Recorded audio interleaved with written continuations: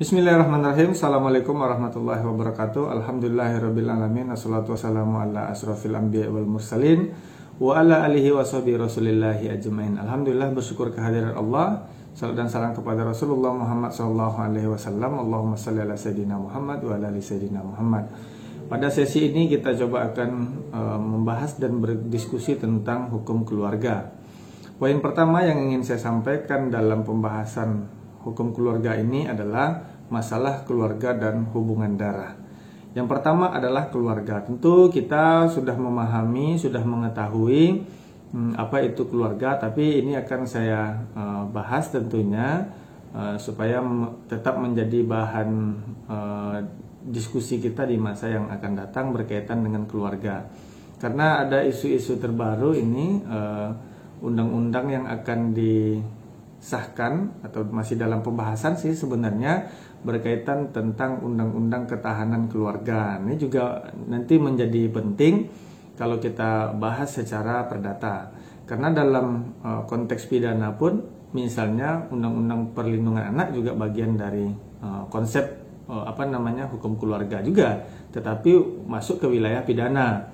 Atau kekerasan dalam rumah tangga ya juga hubungannya adalah hubungan atau permasalahan-permasalahan keluarga atau rumah tangga gitu ya, antara ayah, anak, dan istri ya, atau anak dengan ibu, atau istri dengan suami, dan seterusnya. Yang pertama saya akan coba membahas tentang keluarga.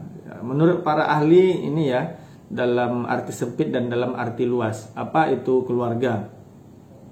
Di sini dikatakan bahwa keluarga adalah kesatuan masyarakat terkecil yang terdiri dari suami, istri, dan anak-anak ya, yang berdiam di suatu tempat ya, di suatu tempat tinggal, rumah. Keluarga dalam arti sempit ini disebut juga dengan istilah keluarga inti. Nah, keluarga inti ini kalau kita kaitkan dengan aspek administrasi negara ya, yang ada di dalam kartu keluarga, meskipun dalam beberapa kasus misalnya meskipun dia ada di dalam satu kartu keluarga, tetapi dia bukan merupakan bagian dari keluarga inti yang dimaksud dalam pengertian sempit menurut Abdul Qadir Muhammad ini. Jadi dalam arti sempit keluarga itu ya ayah, ibu, ya anak. Ya, ayah, ibu, anak, bukan ayah, istri, anak ya. Ayah, ibu, anak. Ya, dari satu sisi ayah sebagai ayah, di sisi lain dia sebagai suami. Ibu di satu sisi sebagai ibu, di sisi lain sebagai istri. Anak sebagai anak. Nah, kalau kita pahami dari arti sempit, saya kira itu tidak ada persoalan berkaitan dengan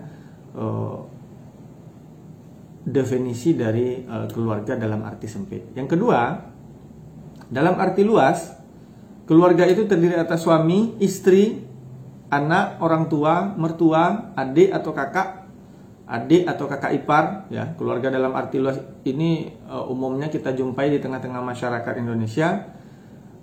Artinya dalam satu rumah itu berkumpullah dia ya.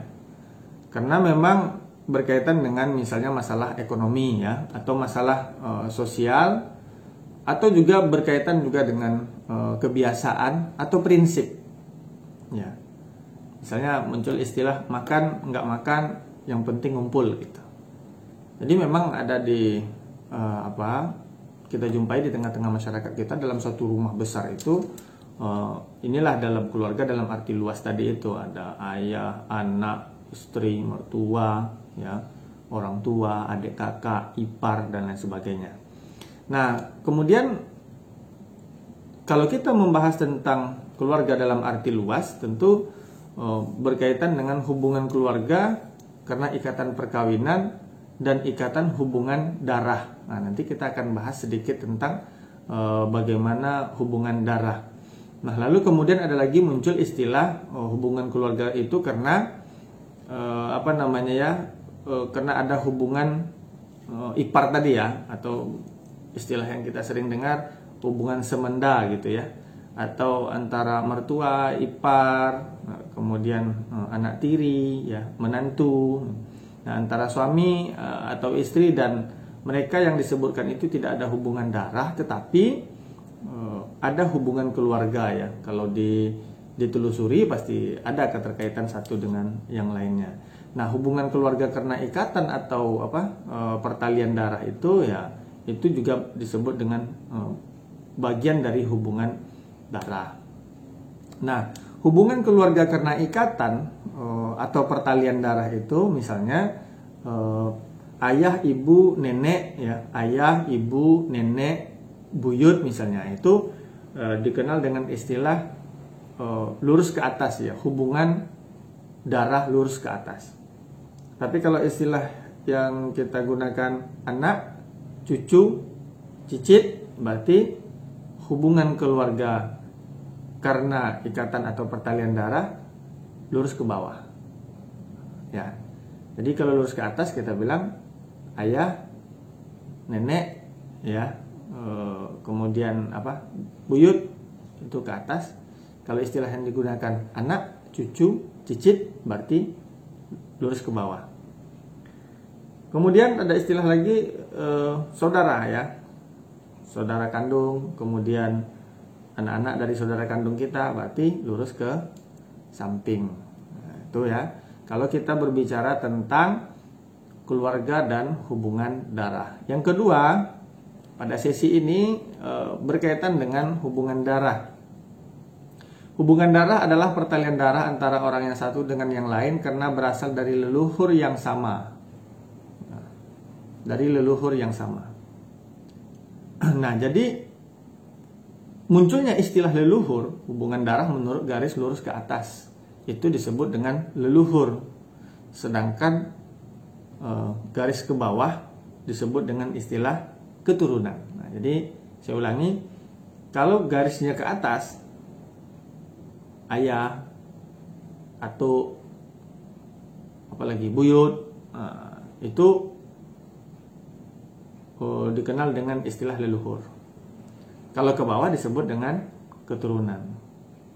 Nah, hubungan darah menurut garis ke samping ya, pertalian darah antara saudara kandung dengan keturunannya. Nah, saya akan jelaskan satu persatu bagiannya. Sebenarnya kalau dijelaskan ini pasti dalam bentuk gambar. Yang pertama adalah hubungan darah antara anak dengan ayah dan ibunya. Dihitung dengan satu derajat atau satu tingkat, ayah, ibu, anak. Nah, itu disebut dengan satu derajat. Yang kedua, hubungan darah antara anak dengan kakek dan neneknya. Kakek dan nenek di sebelah ayah, kakek dan nenek di sebelah ibu, dihitung dengan dua tingkat atau dua derajat. Lalu kemudian hubungan darah antara anak dengan buyut dihitung 3 derajat ya. Begitu seterusnya. Kalau di dalam literatur yang saya baca ini hubungan darah antara ayah ibu dengan anak ya, kalau tadi kan dari bawah anak ke ayah ibu, kalau sekarang ibu ke ayah anak tetap dihitung satu tingkat atau satu derajat. Yang kedua, poin yang disampaikan adalah garis menyamping ke samping dengan saudara kita, apakah nanti dengan saudaranya secara langsung atau dengan anak-anaknya. Nah, tentu pertanyaannya kenapa kita membahas hubungan darah, sedangkan pembahasan kita adalah hukum keluarga.